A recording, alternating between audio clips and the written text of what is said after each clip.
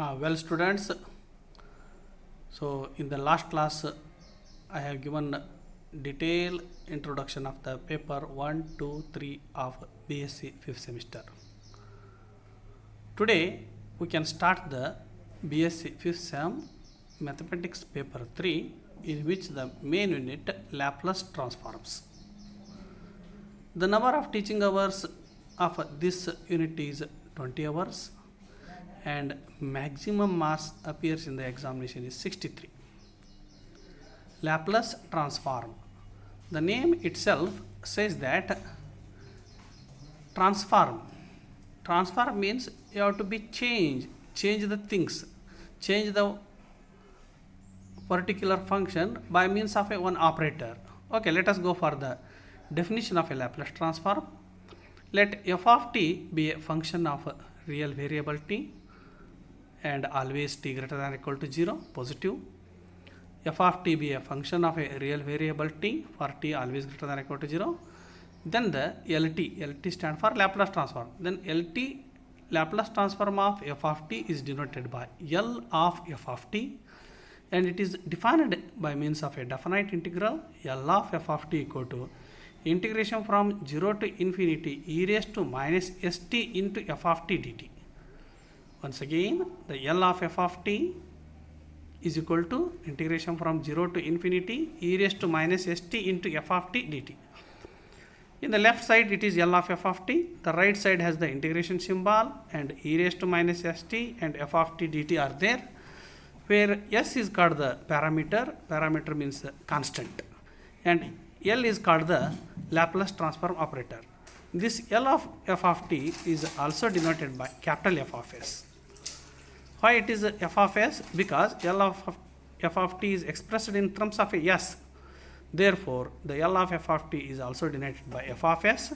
So, we can write this as L of f of t is the integration from 0 to infinity e raised to minus st into f of t dt. It is equal to capital F of s. So, try to remember everything is depend on this definition. If you know the thing, L of f of t is equal to integration from 0 to infinity e raised to minus st into f of t dt, or it is equal to f of s, then everything has to be constructed by this definition. So, try to remember the definition without any hesitation. Very simple definition, this one. L of f of t is equal to f of s. It is the Laplace transform. Now, what happens the inverse Laplace transform? Inverse Laplace transform means if L of f of t is a f of s, just you have to be transfer L to the RHS side, then its inverse is only f of t equal to L inverse of f of s. So, in this page, what you taken definition of a L of f of t as well as the inverse Laplace transformation.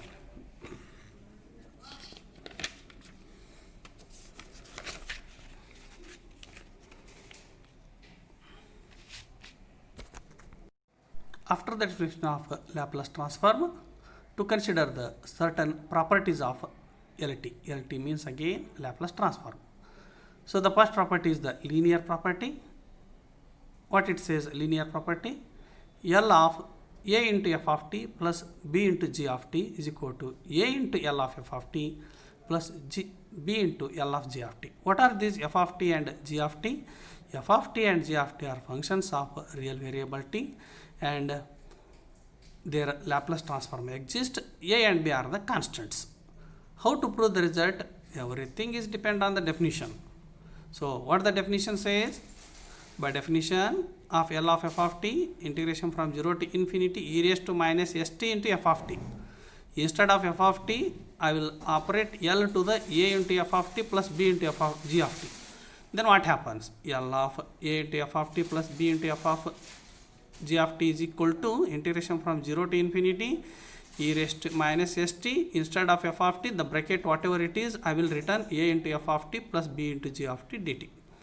Now, the linear property of integration, this 0 to infinity e raised to minus st is multiple to the bracket at once a into f of t and plus between them, and then it is integration from 0 to infinity e raised to minus st is multiple to b into g of t. Therefore, what I explained written here, integration from 0 to infinity e raised to minus st a into f of t dt plus integration from 0 to infinity e raised to minus st b into g of t dt. So if this function is with the integration with respect to t, a and b are constant. A is constant from the first integral, b is constant from the second integral. Therefore, we can put outside the integral sign, that is a into integration from 0 to infinity e raised to minus st f of t dt plus b into integration from 0 to infinity e raised to minus st g of dt.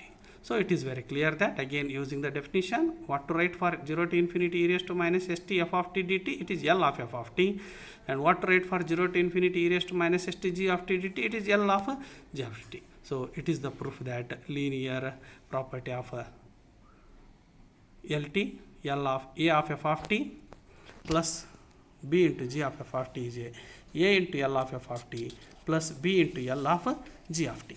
Next to go for the another property.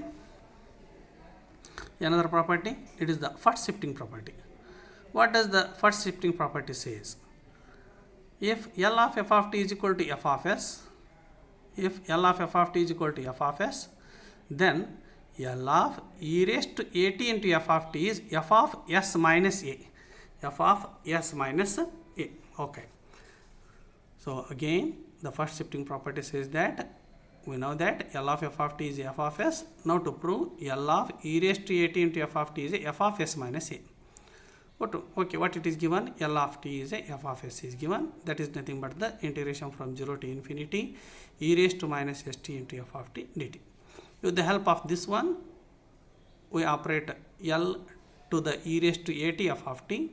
Again, by the previous line, the definition follows. Integration from 0 to infinity e raised to minus st as usual. Instead of f of t, there is the e raised to at into f of t dt. Now e raised to minus st and the bracket are in a multiplication, therefore it is e raised to minus st into e raised to at into f of t.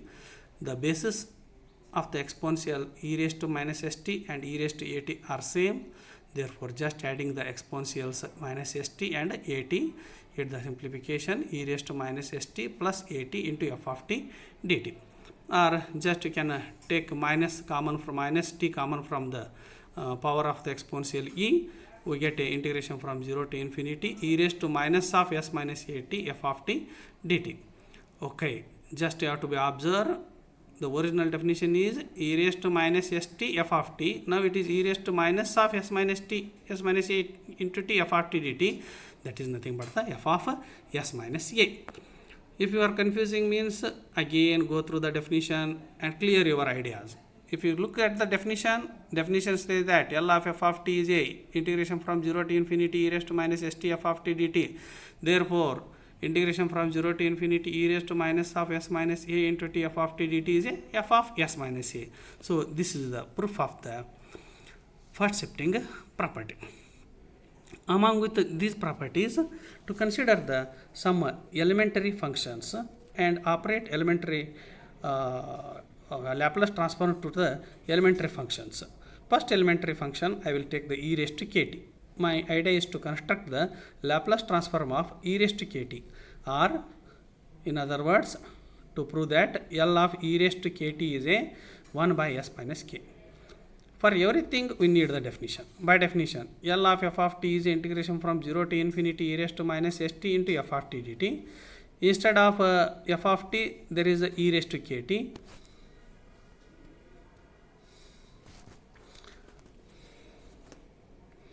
Instead of f of t, there is a e raised to kt. Therefore, L of e raised to kt is integration from 0 to infinity e raised to minus st into e raised to kt dt. Both are e raised to the power. One is the minus st, one another is the kt. That means bases are same. Just the previously what I explained, adding the bases, then the power to be added.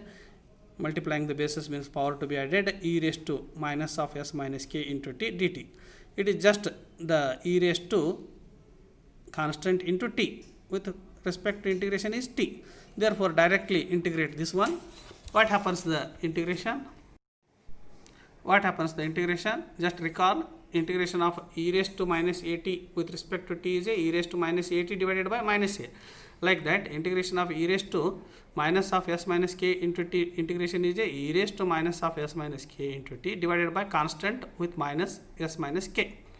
Once it is limits 0 and infinity. First, to put t equal to infinity, whenever you can taken the t equal to infinity at the place of t, e raised to minus of s minus k into infinity. That means e raised to minus infinity. That e raised to minus infinity can be taken to the denominator side. It becomes a 1 by e raised to infinity. 1 by e raised to infinity is nothing but the 1 by infinity. It is 0. Then lower limit to be taken as per the definition of definite integral. T has been 0. That means e raised to 0 divided by s minus k. E raised to 0 is nothing but the 1. Therefore, it is 0 plus of 1 by s minus k. Hence, L of e raised to kt is a 1 by s minus k. So, we get the first Laplace transform with the elementary function L of e raised to kt is a 1 by s minus k. What happens if it is the e raised to minus kt? Immediately the sign changes, 1 by s plus k will come. That we can try, students. L of Lt of e raised to minus kt is a L of e raised to minus kt is 1 by s plus k. Try yourself by means of the same step. With the help of this, we can construct the Laplace transform of a 1 constant. What is L of 1? L of 1 is a 1 by s. How it is possible? Just you have to be consider the elementary transformation to the e raised to kt. L of e raised to kt is 1 by s minus k. Instead of k, we can put a 0. L of 0t is a 1 by s minus 0. E raised to 0t is nothing but the e raised to 0. Here it is 1 by s minus 0 is a 1 by s. So, e raised to 0 is 1. Therefore, L of 1 is a 1 by s. In this class, we learnt the certain elementary linear transformations and also the properties of linear transformations and definition of a everything is depend on the definition of a Laplace transform. So go through the paper again and again, watching this video class, and prepare the notes by your own mind and own hand. If any doubts, put on the WhatsApp. Thank you one and all.